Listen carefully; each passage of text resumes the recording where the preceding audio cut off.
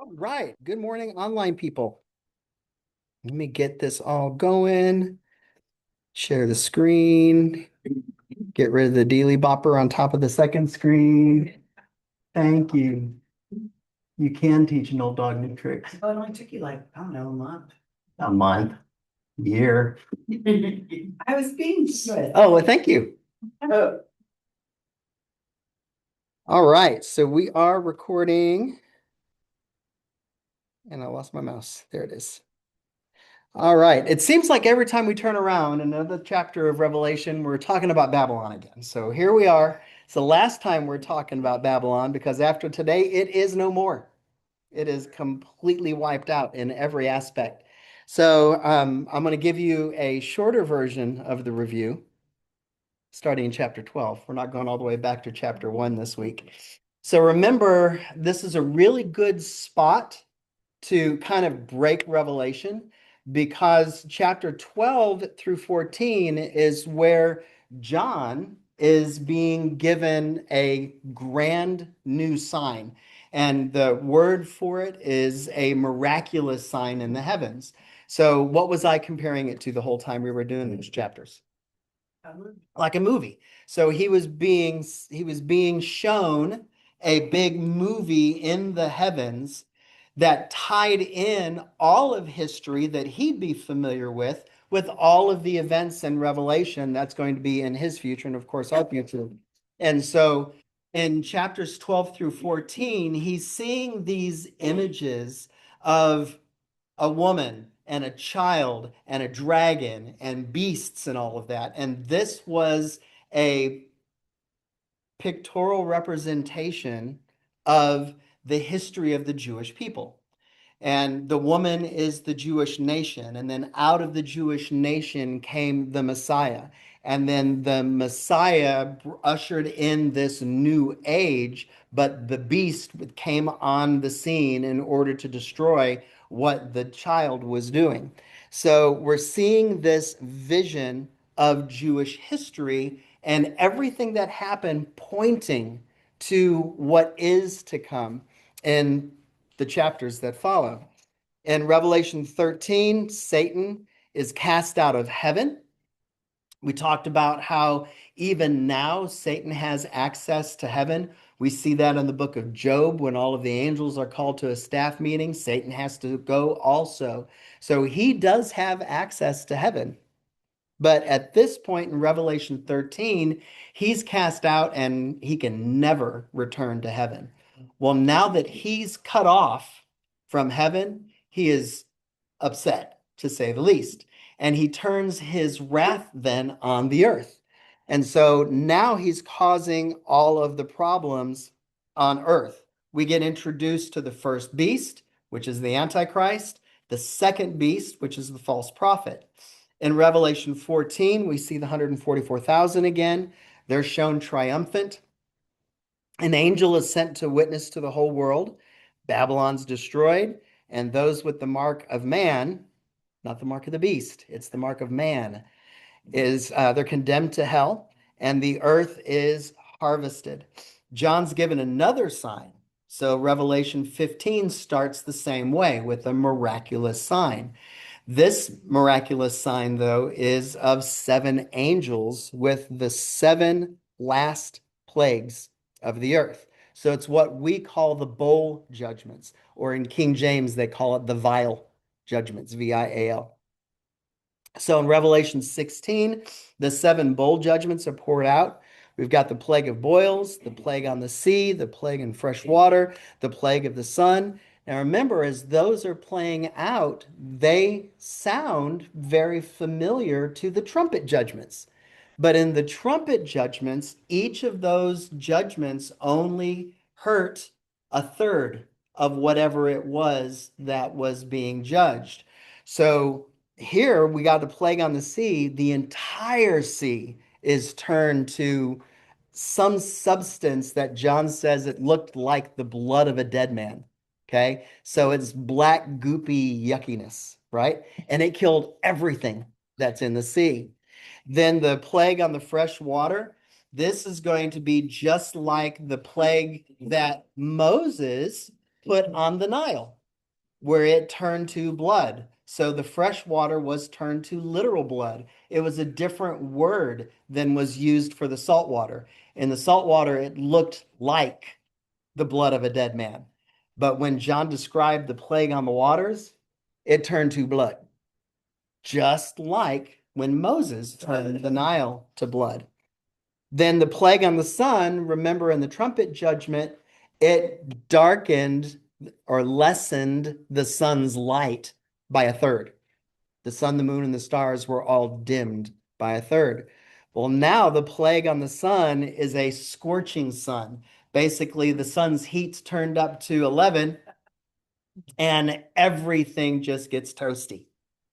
Then we've got a plague of darkness. So I'm thinking, from the astronomer in me, that actually the sun went into a nova type state and burned itself out into a brown dwarf. And so there's no light that's coming from it anymore. So that's that darkness. And you know that the moon doesn't make its own light, it's only a reflection of the sun. So when the I know. So when the sun goes out, well, the moon goes out too. So there is no light. Then we get this plague on the Euphrates, and it brings in the war of Gog and Magog. So that is, it dries up the Euphrates, and the armies of the East are just able to march into the Middle East on their way to Europe. Then the last plague is the plague of the worldwide earthquake. It says that there's no earthquake that has ever happened that equals the strength of this one. So the whole earth gets shattered. And that would make sense if the sun turns to a brown dwarf, the effects on the earth would be that devastating as well.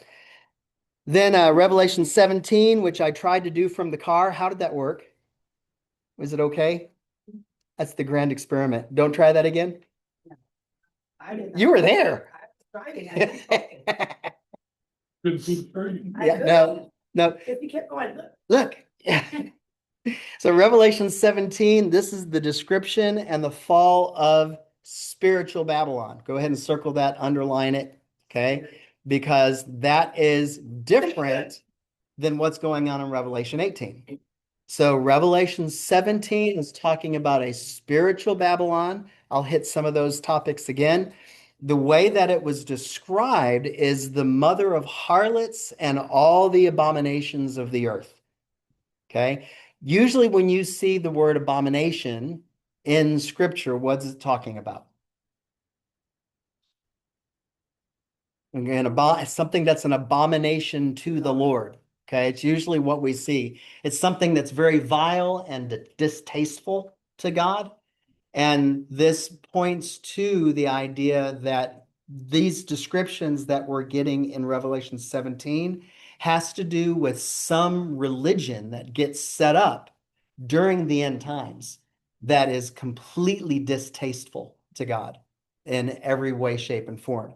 Now, we did see a little of that already when the false prophet set up an image in the new tabernacle or the new temple and forces everybody to worship. And that is the abomination of desolation that's talked about in the book of Daniel. And we see it come to pass in the tribulation times. And this takes us to that halfway point. So when we're talking about all the judgments and everything, we're talking about the halfway point in everything that's going on. So here's where we are right now, the church age. And that's talked about in Revelation 1 through 3. But then in chapter 4 is when John gets translated from Patmos, where he's exiled, into heaven. And at that point, after chapter 4, verse 1, there is no more mention of the church until the very end. Okay? So all of this stuff between Revelation chapter 4 and Revelation chapter 20 at the end is stuff that's going on in heaven and on earth without the church. Okay? That's why things are so bad. Things are okay right now. It's not great, definitely not heaven here, but it's okay because there is still God's Holy Spirit guiding believers. in making good decisions and keeping the idea of God here on earth alive. But without believers left, there's not going to be anything left to point to goodness. It's only going to be good in what people think is good. And you know, people, it's going to get trashed, and that's what's all going on.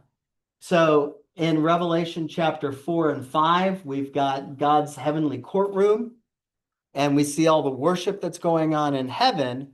Meanwhile, on earth, we have the seal judgments and the trumpet judgments and the bowl judgments. And so now here we are at the end of the seventh bowl judgment, and it's going to next week really change. We're through all this Babylon stuff. Okay, so it changes for the good next week. All right, so any questions over any of the stuff that we've already gone through? Okay, here we go.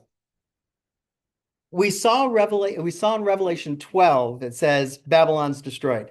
Then we see in Revelation 14, Babylon's destroyed. And then we see in Revelation 17, Babylon's destroyed. And now here we are in 18 again. Guess what? Babylon's destroyed. So let's talk about this. We get this announcement about the fall of Babylon. And Stacy hates it when I talk about time travel stuff because here we are again. God is outside of time.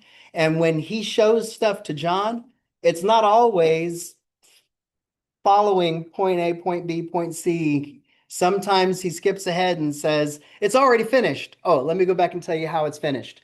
And just like the Bible's put together, we talked about that in Genesis. God creates everything, and then he goes back and tells us the detail about how he created everything. And in that, God created man. Oh, let me give you the detail of how I created man. So it's that kind of story that's still spelling out the doom for Babylon. Okay.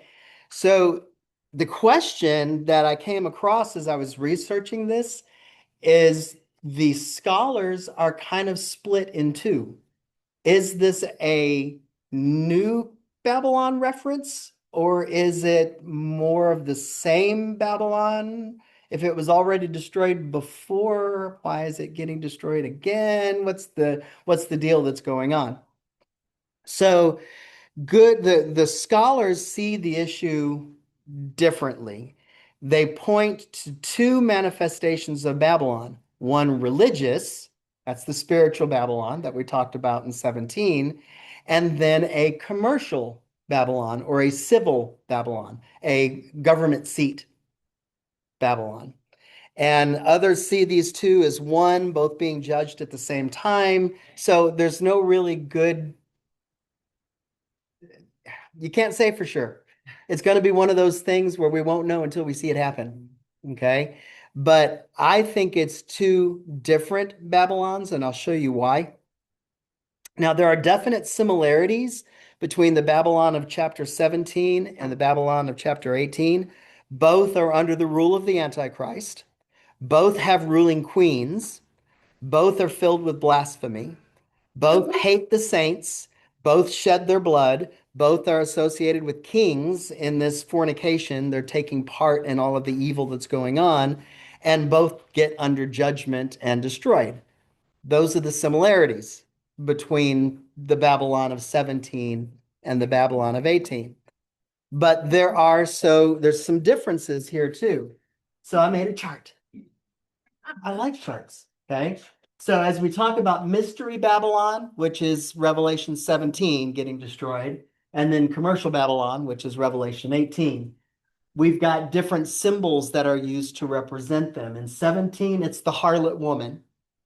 In 18, there's no symbolism. He just says it's the great city. Okay. And even in the Old Testament, it's called the great city Babylon. So it's a good point right there that this is a real city structure that we're talking about.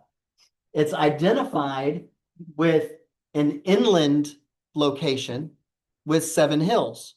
That's the Revelation 17 Babylon, which is why they point to Rome. Rome is a city that was built on 7 hills. So this is a literal church body that is built in Rome. Okay. Is it the Catholic Church? What did I say? No. No, it's not the Catholic Church because even the Catholic Church will be considered an abomination to the Antichrist. So this is something new and different. It's probably going to be closer to universal universalists, where it doesn't matter what you believe as long as you're sincere. Okay. And there's that kind of church that exists right now. Okay.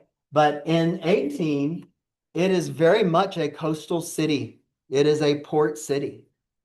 So we know just from that this has got to be talking about two different types of cities that get built. It's compared, 17 is compared with a woman, the whore, the mother. And this commercial Babylon, though, is just called the great city and the great marketplace. Okay, so you can definitely see the difference between the spiritual connotations of chapter 17 and physical or commercial or government connotations of 18. In 17, this city is guilty of religious abominations. In chapter 18, it's guilty of greed and self-indulgence. Okay, how it gets destroyed is different. In 17, that city gets destroyed from the inside. It was the 10 kings of the world that gang up and destroy religious Babylon. But in 18, it gets destroyed by a sudden act of God. And I mean sudden, sudden. Within an hour, the city's gone. Okay, sudden. And 17, spiritual Babylon is destroyed mid-tribulation. So 3.5 years of the tribulation. This is after the final judgments. So this is at the end of the tribulation. So we have this commercial city of Babylon that still exists after all of the plagues and everything that goes on. Okay. So these are the differences. And that's why I think that the Babylon of 17 is different than the Babylon of 18. Okay. Any questions on that? Okay.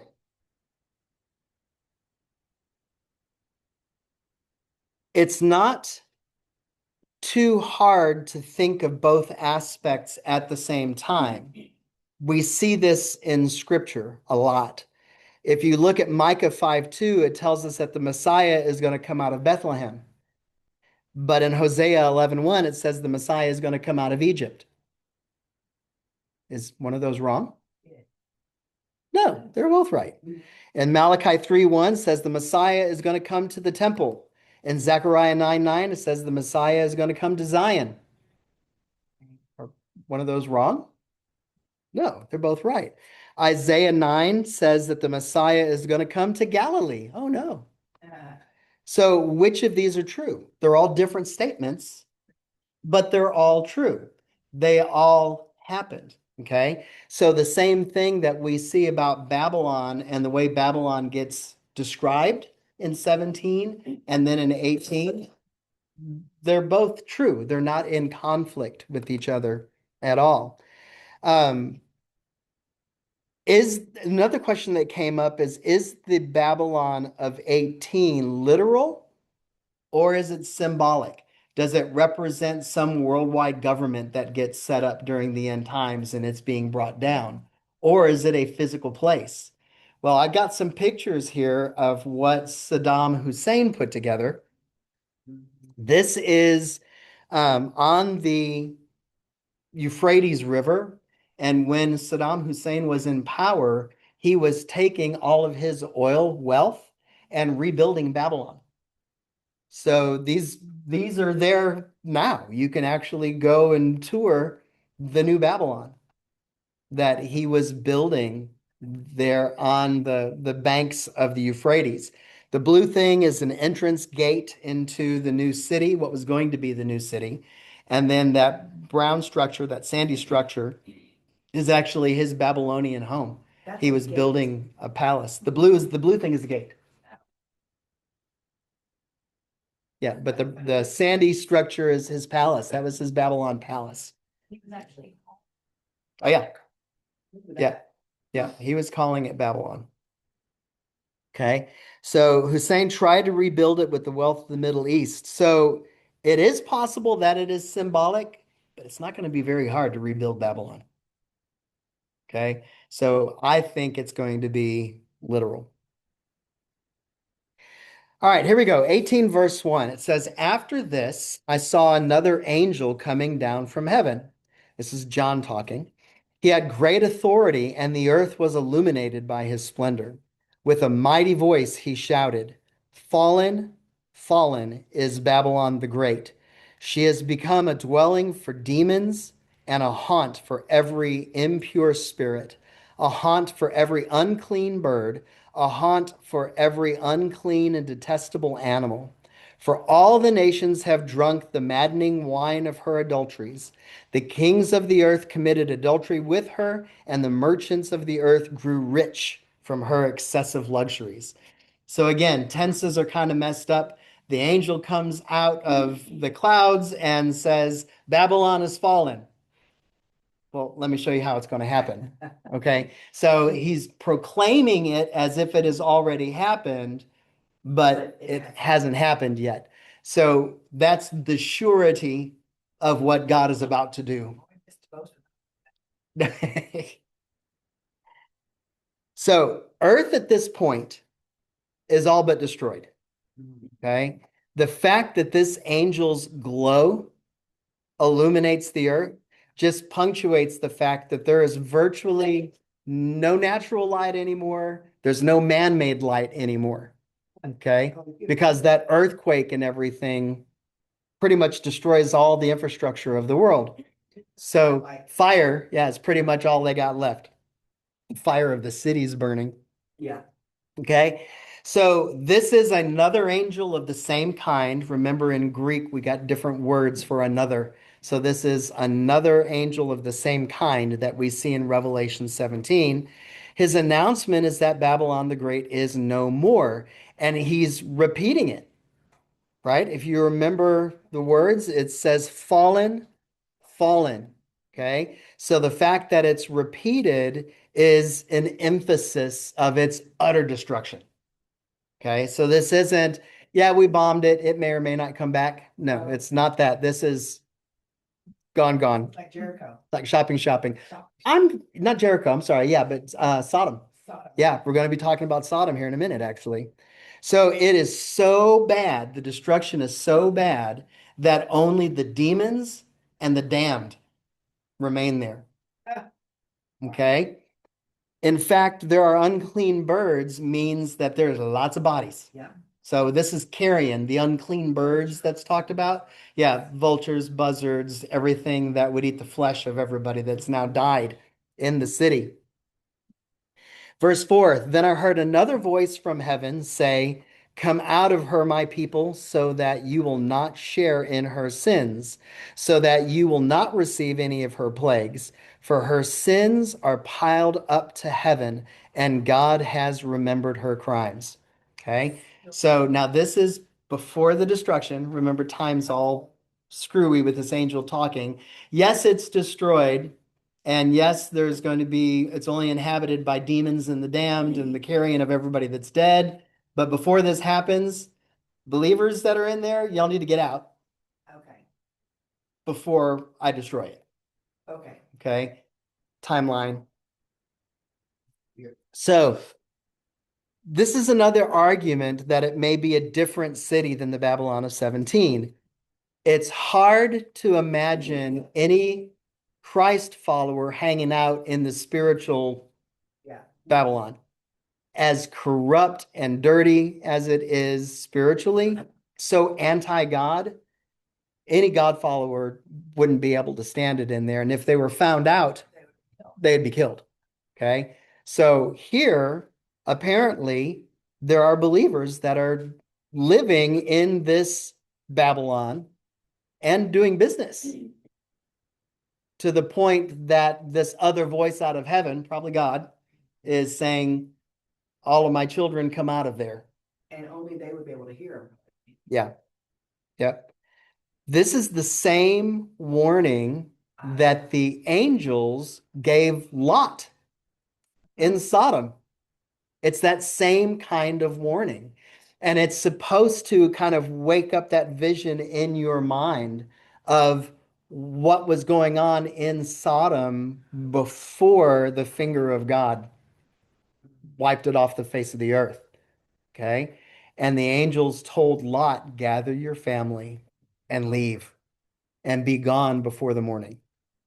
Okay. So this is that same kind of warning. This is the same call that we get in other scriptures to not be like the world. So I gave you some references there that you can discuss as a family later on. Okay.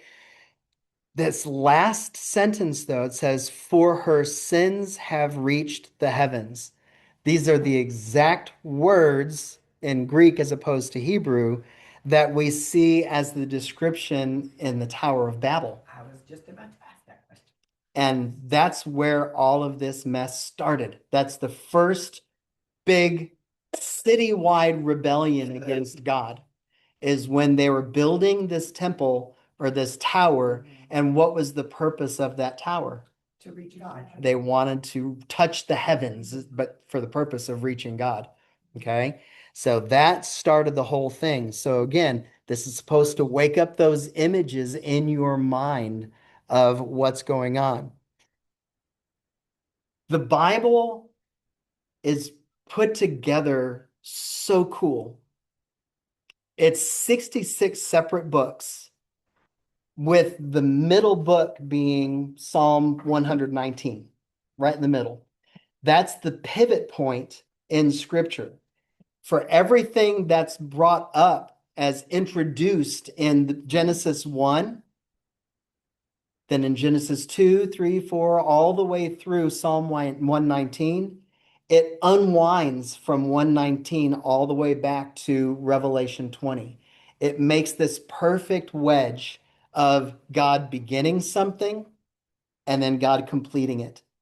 It is so cool. And to say that the Bible is man-made, that kind of symmetry cannot exist in a man-made book that was written over 4,000 years of time.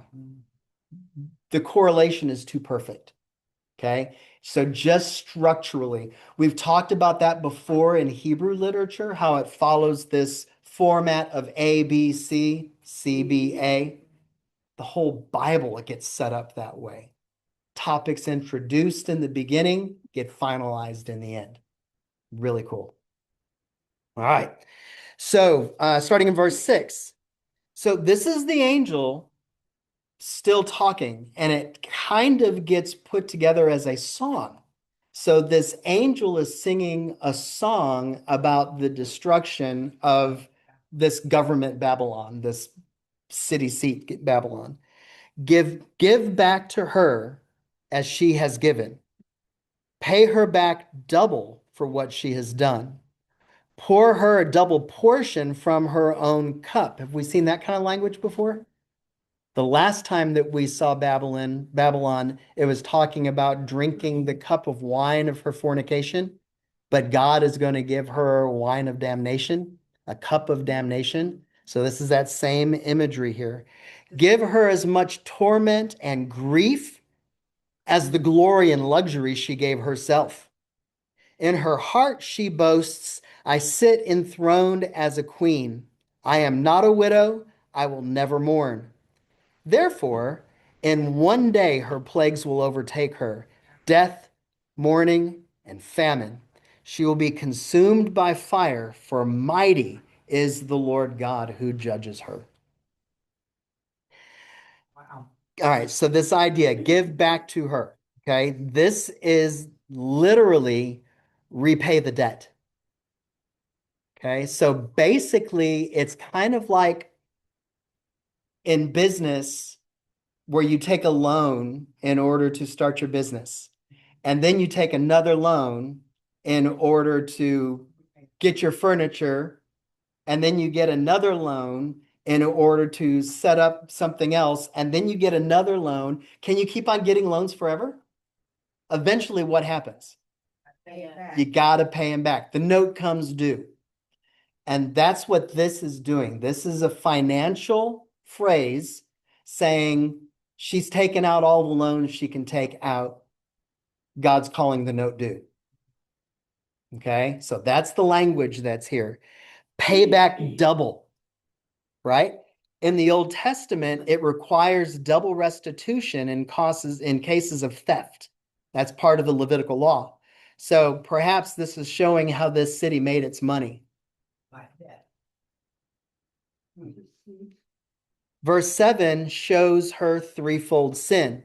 Glory and luxury. Well, that's pointing to self-indulgence. Sits as a queen, pride. And the queen is saying, I will not be a widow, I will never mourn. That means somehow this city has set itself up to avoid all suffering. So this is definitely like a playground for the rich, but at the expense of the poor. Okay, that's what's going on here. So all of these things are characteristic of worldliness and materialism. And then it says in one day, it's all destroyed. So commercial Babylon will suddenly come to an end. The scholars that kind of lean towards God using earthly things in order to affect his will, they're saying, well, this is definitely signs of a nuclear bomb because only a nuclear bomb can take out a city in one day. Okay, and now It's just too on the nose. I think it's going to be more subtle. yeah, I think God is showing himself as being the author of all of the destruction that's going on in Revelation. So it's going to be nothing for God to pull the plug on this city. That's right. That's right. All right, verse 9. When the kings of the earth who committed adultery with her, what does that mean? We keep on seeing that. Committed adultery with Babylon. What does that mean? Participated in. Yeah, it's all it means. Okay. Somebody who not only just said, oh, yeah, it exists over there. No, it's somebody who reveled, yeah, played with it. Good. Okay. So when the kings of the earth who committed adultery with her and shared her luxury see the smoke of her burning, they will weep and mourn over her. Terrified at her torment, they will stand far off and cry, woe, woe to you, great city, you mighty city of Babylon. In 1 hour, your doom has come. So it's not just in a day it was destroyed, in an hour it was destroyed. This is called the Lament of Kings. Probably in your Bible, it probably has that little section above this. It's the heading above the section. So notice the kings have to stand at a distance. That's how hot this destruction is. Okay, the fire of God comes out of heaven, just probably like Sodom and Gomorrah, completely destroys it. And they are in dismay. Apparently, this city is so great. It's hard to use tenses. Is so great, was so great, will be so great, right? The city is so great that they couldn't even conceive of its destruction. And here it is destroyed in an hour. Yeah. Yeah. Okay, verse 11. The merchants of the earth will weep and mourn over her because no one buys their cargoes anymore.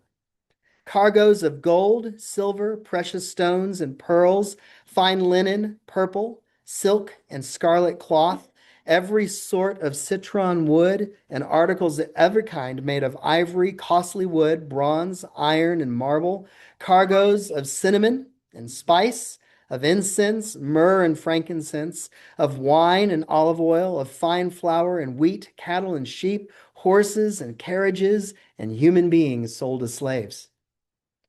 They will say, the fruit you longed for is gone from you. All your luxury and splendor have vanished, never to be recovered. The merchants who sold these things and gained their wealth from her will stand far off, terrified at her torment. They will weep and mourn and cry out, woe, woe to you, great city, dressed in fine linen, purple and scarlet, and glittering with gold, precious stones, and pearls. In 1 hour, such great wealth has been brought to ruin. This part here is called the Lament of Merchants or the Lament of Captains. Okay. So the list that was given here is a pretty lengthy list, right? And it doesn't need much explanation. But something that needs to be pointed out is that none of these things are necessities. These are all luxury items. And what the reason we think this is some sort of governmental seat of the world is this repeated mention of scarlet and purple, right? Those colors in clothing always is regal. Yeah, it's always royalty. And so this was probably not just a great merchant city. This most likely is the government seat of the New World Order. Available even after the water flood, and I was just saying how. Yeah, so it really reminded me of when the horsemen were coming in, and when we got to that pale horse, and it was talking about there was going to be huge taxes on things to be bought and sold, but then it made this comment about, but don't touch the fine things. So the fine things are still very much available to the extremely wealthy. And Their little place where they're all protected. yeah, so that's what this reminded me of, is that the whole world is now burning down because of all of the plagues. And yet there's this city that is still so great and full of all of these luxury items. It's like Mockingbird games. Hunger Games. And a little bitty Yeah, protected city and everybody else is dying. right. Yeah. Okay, I like movies. So these prophets in this city came at the cruel expense of others. All of the good stuff of the world had been collected and hoarded and bought and sold and traded in this cultural giant of a city. Everything gets destroyed, not just the city, but this is why it's the lament of the merchants. We can't even go in there and get this stuff and resell it. Oh, yeah. It's all gone.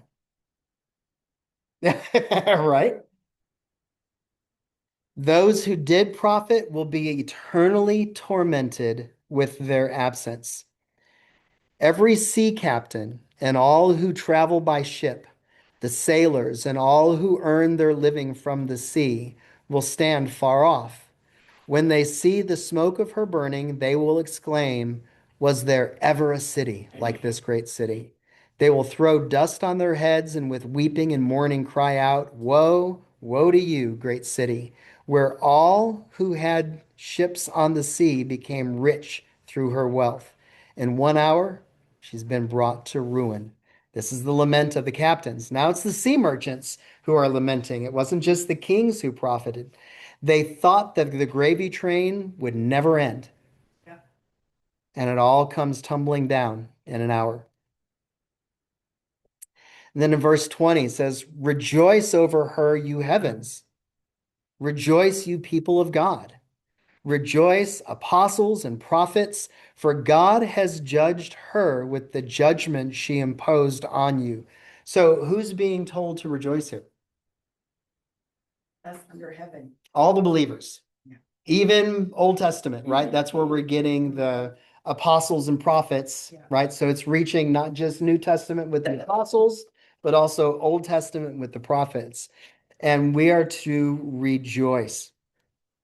So this is the celebration of God's people. This wasn't just any metropolitan city with all of its commerce. It's not just a great city. This stood as an emblem of what riches and powers could be had with thumbing your nose at God. Okay? This is evil being used in order to gain riches and power, right? It can only stand as long as God allows it to, right? Just like God calling the note due. And that's exactly what goes on. When the rent comes due, there is no mercy. We're talking a massive eviction. And if you don't get out in time, You're evicted from your life too. Okay. So everyone who says, how long will you be patient? Remember, we still have the martyrs under the throne of God saying, how long, God, before we are avenged? And this is it? This is it. It's all done. There's nothing to destroy anymore. Okay. So everything gets wiped out. They no longer have to wait. Verse 21, then a mighty angel picked up a boulder the size of a large millstone. So that would be 5 feet across. Okay. So a boulder 5 feet across. This is a mighty angel. It's a different one. Okay. A mighty angel picked up a boulder the size of a large millstone and threw it into the sea and said, with such violence, the great city of Babylon will be thrown down, never to be found again. The music of harpists and musicians, pipers and trumpeters will never be heard in you again. No worker of any trade will ever be found in you again. The sound of a millstone will never be heard in you again. The light of a lamp will never shine in you again. The voice of a bridegroom and bride will never be heard in you again. Your merchants were the world's important people. By your magic spell, all the nations were led astray. Okay. It sounds pretty final. Yeah, a little bit. Yeah. Okay. But it also gives you a description of what's going on in the city, right? This isn't just Wall Street where it's just office buildings. Okay. All of the best life was being lived here.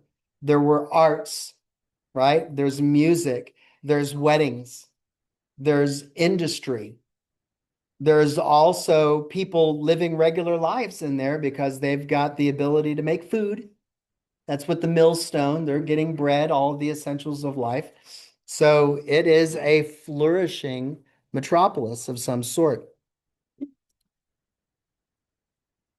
All right. Well, the same thing in Berlin as well as what was going on in Russia is that they were saying that it's like a socialist regime or a communist regime. Everybody's going to be equal. Yeah, everybody's equally poor except for those who make the rules. Yeah. Okay, so it is the same kind of idea here. But I thought it was kind of funny that John made several references to millstones. Okay. And it's supposed to point back to Jeremiah 51. This is a prophecy about Babylon, all the way back in Jeremiah 51. He said to Seraiah, when you get to Babylon, see that you read all these words aloud. So this is the original Babylon, the one that literally stood back then. Okay. Then say, Lord, you have said you will destroy this place so that neither people nor animals will live in it. It will be desolate forever. When you finish reading this scroll, tie a stone to it and throw it into the Euphrates. Then say, so will Babylon sink to rise no more because of the disaster I will bring on her, and her people will fall. The words of Jeremiah end here. Okay, so that's the last prophecy of Jeremiah, and it's about the fall of Babylon. Again, it's twice fulfilled prophecy. It falls once in Old Testament times, but now we see the final falling in Revelation 18. So I thought that was interesting. But it also should point to Matthew 18:6. This is Jesus talking. If anyone causes one of these little ones, those who believe in me, to stumble, it would be better for them to have a large millstone hung around their neck and to be drowned in the depths of the sea. Woe to the world because of the things that cause people to stumble. Such things must come, but woe to the person through whom they come. So this is supposed to give us an idea of what God thinks about this new Babylon. He's not mad that they were rich. He's mad at how they became rich. And it was all by deception thievery, greed, and that's how this Babylon grew. Now, I've told y'all this before. What is the one thing that Jews are afraid of the most, even more than God? Pork. No, water. Water. Jews don't swim. Okay, and the reason why is because you cannot see to the bottom of the water, and they've already been told that it's full of unclean things.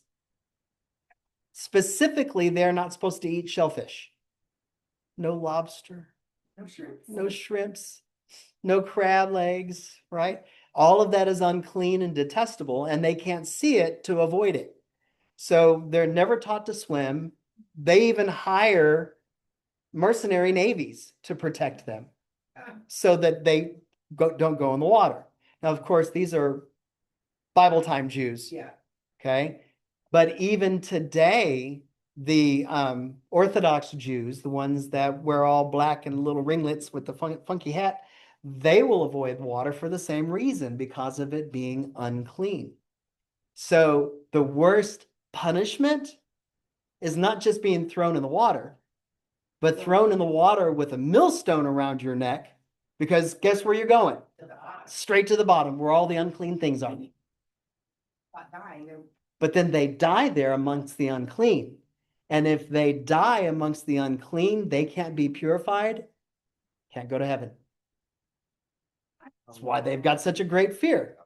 Okay. But that's what this is supposed to do to the Jew that's reading this, is this idea of millstone and everything. They're like, oh, that's the worst. Okay. That's what it's supposed to do. It is something that is imaginable to them because of the fear that's instilled to them at an early age of just how terrible this idea is. Wow. Okay. So that's what's going on here. Someday, our current world system is going to fall. Are you going to be bothered by it? Now, you can flippantly say, no. Yeah, but think about it. Bothered. Okay, it's if our current comfort that we have right now gets interrupted just by a little bit, oh, my power went out for 4 hours. It's the end of the world, right? No, I'm talking about everything. How bothered are you going to be? Well, it depends how dependent you are upon it. Now, the rest of the world during this Revelation time, they don't give a flying flip about what's going on in Babylon, because they're just trying to live, right? But now these merchants and these kings, the ruling class, everybody that's trying to gather stuff unto themselves, including creature comforts, they're going to be bothered, okay? Because there's nothing left. Harpists, musicians, this is very graphic and poetic language, and John describes how the industry and commerce of Babylon is going to come to an end. But he finishes with this, by your magic spell. There's other translations that I actually like better. I think I used NIV for this. Other translation says, by your sorcery. Okay. Go ahead, read that verse with the sorcery. For your merchants were the greatest in the world, and you deceived the nations with your sorceries. Okay. Now that word is actually the Greek word pharmakia. It's where we get drug manufacture from, pharmacy. Okay, so it's the same root word. So this is comparing the deception of this new Babylon to some drug-induced stupor. Everybody falls into the trap of how great this city is, even though I can't buy a loaf of moldy bread for my family. That city's so awesome. Okay. And that really reminds me of Oz and the Emerald City. Everybody outside the Emerald City is living in poverty, but they all love the concept of the Emerald City and how fantastic it is, and everybody wants to go. They're not saying it's a bad place because they're keeping all of our stuff. Instead, it's a place to aspire to. and go. So that's the same sorcery. The lure of commercial Babylon is like a drug addiction, feeding its victims by false advertising. That's that last phrase there in verse 23. Verse 24, this is the last verse. It says, "In her was found the blood of prophets and of God's holy people, of all who have been slaughtered on the earth." The scholars who think this is figurative, this is the verse that they say this is a figurative worldwide government that's set up because no one city can contain all of the blood of everyone slaughtered. This is a picture. This is a song, remember? This is the angels singing a song. It's going to be embellished with poetic type language. This is poetic type language. So the ultimate reason, though, for the judgment of this Babylon, why was commercial Babylon judged so harshly? The answer is in this verse. It wasn't just power. It wasn't just greed. It wasn't just wealth. It was how all of those things came about. Okay. The growth of this city was built on the blood of the prophets, the saints, and all of the people of God. So this was definitely an Antichrist city. Everything that could elevate people, the Antichrist, the beast, the second beast, and push down God's people, push down Jesus, push down God. That's what this city was built on. So those who attack God's people, they attack God. That's why God says, "Vengeance is mine." You don't need to defend yourself. God is going to defend you. You just have to wait for his timing. Yeah, we're good at waiting. Sure, we are. Okay, so that's it for chapter 18. Any questions? That's the end of Babylon. Yep.